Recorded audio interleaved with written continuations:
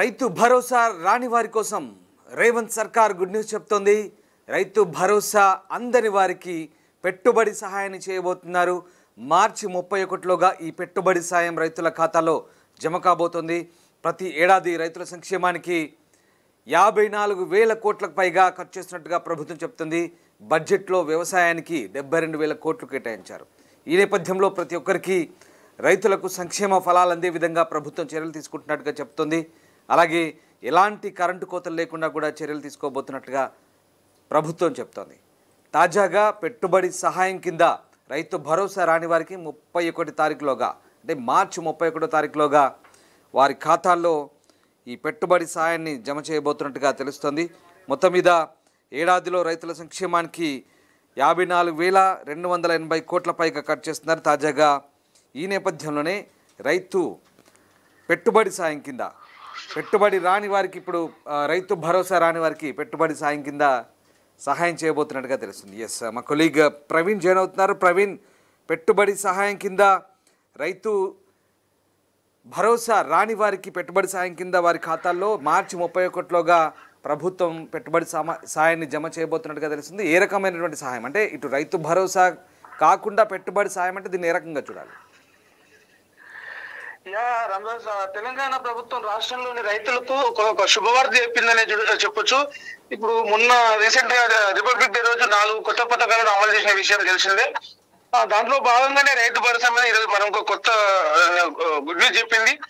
ఈ రాష్ట్రంలో వివిధ పథకాలను, సంక్షేమ పథకాలను ప్రవేశపెడుతూ మొన్న రిపబ్లిక్ డే రోజు రైతు భరోసా, ఇందిరమ్మ ఆత్మీయ భరోసా, కొత్త రేషన్ కార్డులు, ఇందిరమ్మ ఇండ్ల పథకాలకు శ్రీకారం చుట్టి మండలాలకు ఒక గ్రామం చొప్పున అమలు చేస్తా ఉంది. ఇప్పటికే వారికి ఉత్తర్వులు జారీ చేసి వాళ్ళకి పెట్టుబడి సాయం కూడా అందింది. సో ఇప్పుడు తాజాగా రైతు భరోసా పథకానికి సంబంధించి ఎకరానికి 6,000 చొప్పున మొత్తం 32 జిల్లాలలో 563 మండలాలకు 577 గ్రామాల్లో దాదాపు 4,42,000 మంది రైతులకు సంబంధించి ఈ రైతు భరోసా అందిందని చెప్పొచ్చు.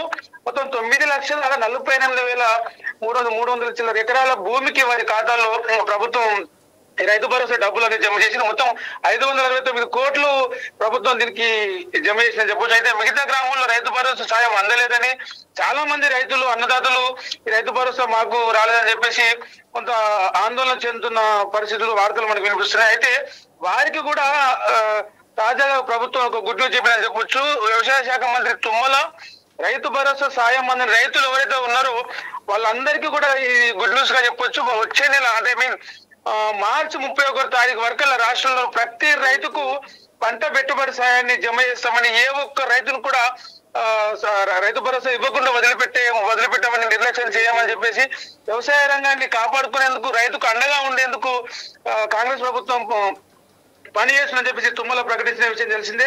ఈ ఒక్క ఏడాదిలోనే రైతుల సంక్షేమం కోసం దాదాపు 54,280 కోట్లు ఖర్చు చేశామని ఆయన చెప్పారు. రాష్ట్ర బడ్జెట్ లో కూడా 72,000 కోట్ల నిధులను వ్యవసాయ అనుబంధ రంగాలకే గత బడ్జెట్ లో కాంగ్రెస్ ప్రభుత్వం కేటాయించిందని చెప్పేసి తుమ్మల గుర్తు చేశారు. గత 10 ఏళ్లలో బీఆర్ఎస్ పార్టీ పాలనలో ఏదైతే వ్యవసాయ రంగం విధ్వంసానికి గురైందో దాని అంతటినీ కూడా తిరిగి గాడిలో పెట్టడానికి, వ్యవసాయ రంగాన్ని తిరిగి దేశానికి, రాష్ట్రానికి వెన్నెముకగా ఉన్న వ్యవసాయ రంగాన్ని తిరిగి నిలబెట్టడానికి కాంగ్రెస్ ప్రభుత్వం పనిచేస్తుంది, చిత్తశుద్ధితో పనిచేస్తుందని చెప్పేసి తుమ్మల ప్రకటించారు.